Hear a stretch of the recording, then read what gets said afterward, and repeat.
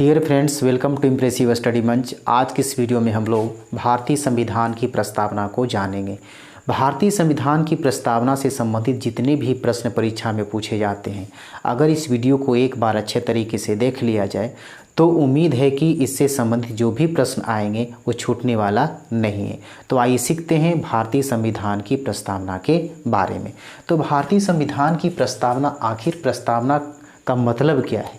तो भारतीय संविधान में जो आदर्श शब्दों को समाहित किया गया है, आदर्शों को कहता है कि शामिल किया गया है, उसी को शामिल करने का एक माध्यम है। यानी प्रस्तावना के माध्यम से ही भारतीय संविधान के आदर्श को उसमें शामिल किया गया है। अब है कि प्रस्तावना के रूप में ये भारतीय संविधान सभा इसे कब अपनाता है। तो इसके पिछले वीडियो में हम लोगों ने भारतीय संविधान की सभा के बारे में पढ़े थे। तो संविधान की सभा की जो तीसरी बैठक हुई थी वो 13 दिसंबर 1946 ईस्वी को हुई थी। और इस बैठक में क्या है कि पंडित जवाहरलाल नेहरू उद्देश्य प्रस्ताव को पेश किए थे। इसका मतलब ये था कि हमारे देश का संविधान कैसा होगा, किस प्रकार का संविधान होगा। तो संविधान कार्य जब अंतिम रूप से समाप्त होता है तो प्रस्तावना के रूप में इसे अपनाया जाता है। इसे हम उद्देशिका के नाम से भी जानते हैं। अब इसके बाद आता है कि प्रस्तावना में जो है ना, निहित बातों को अन्य देशों से लेना। अगर पूछेगा, यहाँ पर कन्फ्यूजन वाली क्वेश्चन है, क्वेश्चन हमेशा घुमा करके पूछता है। प्रस्तावना से जो क्वेश्चन आता है वो दो अलग तरीके से क्वेश्चन आता है कि अगर पूछ देगा कि प्रस्तावना कहाँ से लिया गया, तो यानी प्रस्तावना का जो विचार है ये विचार कहाँ से लिया गया है, अमेरिका से लिया गया है। ठीक है ना। यानी प्रस्तावना का विचार जो है, विचार कहाँ से लिया गया है, तो विचार ये अमेरिका से लिया गया है। ठीक है। अगर पूछेगा कि प्रस्तावना की भाषा कहाँ से लिया गया है, तो ये भाषा लिया गया है ऑस्ट्रेलिया से। ठीक है, ये भुलाना नहीं है कि प्रस्तावना का विचार कहाँ से लिया गया, तो अमेरिका से लिया गया है। प्रस्तावना की भाषा कहाँ से लिया गया है, तो ऑस्ट्रेलिया से लिया गया है। अब इसके बाद आता है कि हमारे देश के संविधान की जो प्रस्तावना है वो प्रस्तावना आखिर क्या है। तो देखा जाए इसमें प्रस्तावना जो, इसको हम एक बार पढ़ लेते हैं। प्रस्तावना में क्या है कि हम भारत के लोग भारत को एक संपूर्ण प्रभुत्व संपन्न समाजवादी पंथ निरपेक्ष लोकतंत्रात्मक गणराज्य बनाने के लिए तथा उसके समस्त नागरिकों को सामाजिक, आर्थिक और राजनीतिक न्याय, विचार, अभिव्यक्ति, विश्वास, धर्म और उपासना की स्वतंत्रता, प्रतिष्ठा और अवसर की समता प्राप्त करने के लिए तथा उन सब में व्यक्ति की गरिमा और उन राष्ट्र की एकता और अखंडता सुनिश्चित करने वाली बंधुता बढ़ाने के लिए दृढ़ संकल्प होकर क्या है कि इस संविधान सभा में आज तारीख 26 नवंबर 1949 ईस्वी को मिति मार्गशीर्ष क्या है शुक्ल सप्तमी संवत 2006 विक्रमी को एतद द्वारा इस संविधान को अंगीकृत, अधिनियमित और आत्मार्पित करते हैं। ये हमारे देश के, हमारे भारत के संविधान की प्रस्तावना है। तो भारत के संविधान की प्रस्तावना में आखिर किन किन अच्छाइयों को समाहित किया गया है। तो भारत की प्रस्तावना जो है इसको हम तीन पक्ष के रूप में देखते हैं। तो सबसे पहला पक्ष तो यही हो गया कि हम भारत के लोग। तो हम भारत के लोग का मतलब क्या हो गया, तो इसका मतलब ये होता है जनता की शक्ति। यानी जनता की वह शक्ति है जो संविधान को शक्ति प्रदान करता है। और संविधान जब कहता है कि सर्वशक्तिशाली हो जाता है, मजबूत हो जाता है, तो प्रशासनिक व्यवस्था को सुव्यवस्थित करने का काम करता है। तो ये था हम भारत के लोग, यानी भारत की जनता की शक्ति। अब इसके बाद आता है स्वरूप। तो भारतीय संविधान में जो है ना, इसमें बहुत से स्वरूप को हमने देखा। जैसे क्या था, संपूर्ण प्रभुत्व संपन्न। इसका मतलब ये हो गया कि अब हमारा देश जो है किसी बाहरी शक्ति के नियंत्रण में नहीं है, ब्रिटिश शक्ति के नियंत्रण में नहीं है। अब जो हमारा देश जो है वो आंतरिक मामले में और बाह्य मामलों में ये स्वतंत्र रूप से निर्णय लेने के लिए तैयार है। ये हो गया क्या, संपूर्ण प्रभुत्व संपन्न। अब इसके बाद आता है समाजवादी। समाजवादी का मतलब हो गया कि सामाजिक रूप से हम सभी एक समान हैं। कहने का मतलब ये हो गया, इसमें समानता से संबंधित है कि गांधीवादी विचारधारा और नेहरू के विचारधारा से ये प्रेरित है समाजवादी। अब इसके बाद आता है पंथ निरपेक्ष। पंथ निरपेक्ष का मतलब क्या हो गया कि हमारे राज्य का, हमारे देश का कोई अपना विशेष धर्म नहीं होगा। यहाँ का जो भी धर्म होगा वो जनता का अपना धर्म होगा। अब एक दूसरे को क्या है कि धार्मिक मामले में कोई हस्तक्षेप नहीं करेगा, ये हो गया पंथ निरपेक्ष। अब आता है लोकतंत्रात्मक। लोकतंत्रात्मक का मतलब क्या हो गया कि यहाँ जो सरकार का गठन किया जाएगा वो किसके हाथों में है, ये शक्ति किसके हाथ में है, तो ये शक्ति भारत की जनता के हाथ में है। यानी यहाँ जो सरकार बनेगी, यहाँ जो राजपाट चलेगा वो जनता के द्वारा चुने गए सरकार के हाथों से वो शासन चलेगा। अब इसके बाद आता है और गणराज्य। गणराज्य यानी गणतंत्र। इसका मतलब क्या हो गया कि गणराज्य का मतलब ये होता है कि यहाँ कोई वंशानुगत शासन नहीं चलेगा, यानी राजा का बेटा राजा नहीं बनेगा। कहने का मतलब ये हो गया कि यहाँ लोकतंत्र रहेगा, यहाँ पर कहता है कि वंशानुगत राज्य नहीं चलेगा।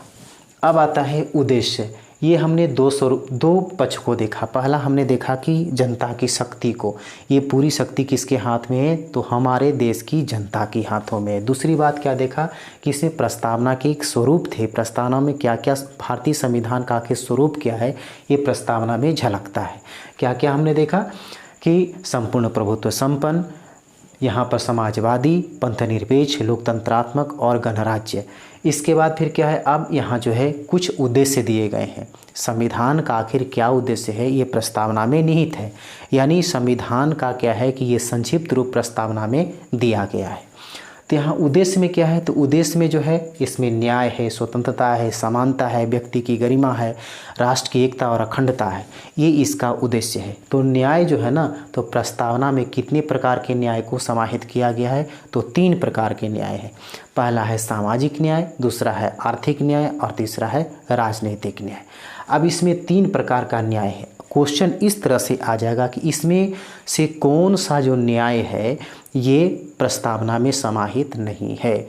तो इसमें हो सकता है कि सामाजिक, धार्मिक, आर्थिक और राजनीतिक दे देगा, तो उसमें कौन सा विकल्प गलत हो जाएगा, तो उसमें होगा धार्मिक न्याय, जो प्रस्तावना में समाहित नहीं है। इसमें कितने न्याय को बताया गया है, तो 3 प्रकार के न्याय को बताया गया है। अब इसके बाद स्वतंत्रता जो है, भारतीय संविधान की प्रस्तावना में कितने प्रकार की स्वतंत्रता को निर्देशित किया गया है, इसमें है विचार, अभिव्यक्ति, विश्वास, धर्म और उपासना, यानी 5 प्रकार की स्वतंत्रता इसमें प्रदर्शित है। इसके बाद अब आता है समता। समता यानी समानता, तो किस दृष्टि से, तो प्रतिष्ठा और अवसर की समता।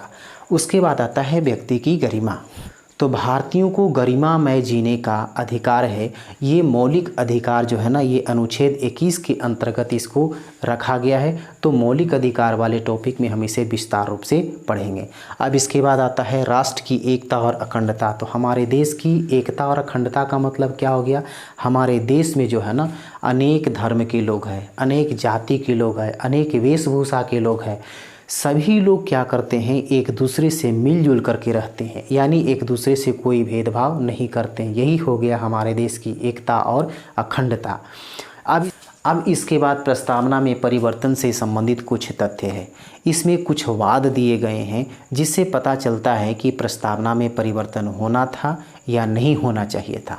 तो सबसे पहला क्या है, यूनियन ऑफ इंडिया बनाम क्या है कि मदन गोपाल, ये 1957 का निर्णय है। क्या नाम है, याद रखना है कि यूनियन ऑफ इंडिया बनाम क्या है, मदन गोपाल 1957 का निर्णय। इसमें ये बताया गया कि भारतीय संविधान की प्रस्तावना में किसी प्रकार का परिवर्तन नहीं किया जा सकता है। अब इसके बाद दूसरा निर्णय क्या आता है, दूसरा निर्णय है 1760 का, जिसका नाम है बीरू-बाड़ी यूनियनवाद। तो बीरू-बाड़ी यूनियनवाद 1960 का निर्णय जो था, इसमें सर्वोच्च न्यायालय का कहना था कि भारतीय संविधान की प्रस्तावना जो है ये संविधान का अंग नहीं है, इसलिए इसमें किसी प्रकार का परिवर्तन नहीं किया जा सकता है। फिर से ध्यान से सुना जाए कि बीरू-बाड़ी यूनियन जो वाद था 1960 का, ये जो निर्णय था, इसमें सर्वोच्च न्यायालय का कहना था कि भारतीय संविधान की जो प्रस्तावना है ये भारतीय संविधान का अंग नहीं है, इसलिए इसमें किसी प्रकार का परिवर्तन नहीं होना चाहिए। लेकिन फिर क्या होता है कि 1773 का केशवानंद भारती बनाम केरल राज्यवाद, ये आया 1973 का निर्णय। केशवानंद भारती वाद जो है, इसमें सर्वोच्च न्यायालय का कहना था कि भारतीय संविधान की प्रस्तावना जो है वो भारतीय संविधान का अंग है। तो इसमें क्या है कि मूल ढांचा को छोड़ करके इसमें कुछ परिवर्तन लाया जा सकता है, यानी सकारात्मक परिवर्तन होना चाहिए, नकारात्मक परिवर्तन नहीं, ताकि प्रस्तावना का क्या हो सके, मजबूतीकरण हो सके, संविधान मजबूत बन सके। अब इसमें क्या है कि इसके जस्ट फिर बाद क्या होता है कि 42वां संशोधन होता है भारतीय संविधान में, और क्या है कि प्रस्तावना में 3 शब्द को जोड़ा जाता है। याद रखना है कि प्रस्तावना में परिवर्तन मात्र एक बार हुआ है, वो 42वां संशोधन के अनुसार। तो इसमें 3 शब्द कौन कौन जोड़ा गया, समाजवादी, पंथ निरपेक्ष और अखंडता। देखा जाए इसमें सबसे पहले जो था ना ये समाजवादी पहले नहीं था, पंथ निरपेक्ष नहीं था, इसके बाद यहाँ जो अखंडता है ये अखंडता नहीं था। तो इसमें 42वां संशोधन में क्या किया गया कि 3 शब्द को जोड़ा गया। ये अधिकतर परीक्षा में पूछा गया है। 42वां संशोधन के अनुसार प्रस्तावना में कौन से 3 शब्द जोड़े गए, अधिकतर परीक्षा में पूछा गया। तो इसे एकदम कंठस्थ रखना है। क्या कौन कौन सा शब्द था, इसमें समाजवादी, पंथ निरपेक्ष और अखंडता। अब इसके बाद आता है प्रस्तावना से जुड़े कुछ कथन। अब प्रस्तावना पढ़ लिए तो प्रस्तावना से कुछ कथन भी इसको याद रखना है कि प्रस्तावना को आखिर क्या कहा जाता है। तो प्रस्तावना को इसमें संविधान की आत्मा कहा गया है, संविधान का कुंजी कहा गया है। अब यहाँ पर भी क्वेश्चन घूम जाता है, क्योंकि आत्मा जो शब्द है ना, आत्मा इसमें संविधान को कहा गया। लेकिन अगर डायरेक्ट पूछेगा कि संविधान की आत्मा किसे कहते हैं, तो इसमें आंख बंद करके प्रस्तावना को लगा देना है कि प्रस्तावना संविधान की आत्मा है। लेकिन अगर कहेगा कि B.R. आम्बेडकर के अनुसार, यानी भीमराव अंबेडकर के अनुसार संविधान की आत्मा किसे कहते हैं, तो भीमराव अंबेडकर के अनुसार संविधान की आत्मा जो है वो संवैधानिक उपचारों के अधिकार को कहा गया है, जो अनुच्छेद 32 में निहित है। याद रखना है कि अगर B.R. आम्बेडकर यानी भीमराव अंबेडकर के अनुसार पूछेगा कि संविधान की आत्मा किसे कहा गया है, भीमराव अंबेडकर संविधान की आत्मा किसको कहा है, तो संवैधानिक उपचार के अधिकार को कहा है, जो अनुच्छेद 32 में निहित है। अगर केवल पूछेगा कि संविधान की आत्मा, संविधान का कुंजी क्या है, तो भारतीय संविधान की प्रस्तावना है। अब आता है इसके बाद संविधान का परिचय पत्र। संविधान का परिचय पत्र किसे कहा गया है और कहने वाला कौन है, तो संविधान का परिचय पत्र जो है प्रस्तावना है। प्रस्तावना को संविधान का परिचय पत्र कहा गया है। इसको कहने वाला कौन है, किसका कथन है, तो ये है N.A. पालकीवाला। याद रखना है कि N.A. पालकीवाला के कथनानुसार प्रस्तावना जो है संविधान का एक परिचय पत्र है। इसके बाद है कि हमारे दीर्घकालीन सपनों का विचार है। प्रस्तावना क्या है कि हमारे दीर्घकालीन सपनों का विचार है, यानी एक लंबे समय तक हमारा शासन कितना अच्छा होगा, कैसा होगा, ये जो है ना, ये ऐसा विचार किसका है, तो अलादी कृष्णास्वामी अय्यर का है। अब इस प्रकार जो है हमने प्रस्तावना से संबंधित अनेक चीज़ों को अध्ययन किया। उम्मीद है कि ये वीडियो आपको पसंद आया होगा, तो इसे लाइक करें, शेयर करें और कमेंट करके ज़रूर बताएं। फिर इसके बाद जो है हम अगले टॉपिक को लेकर के आ रहे हैं। फिर मिलते हैं हम अगले वीडियो में।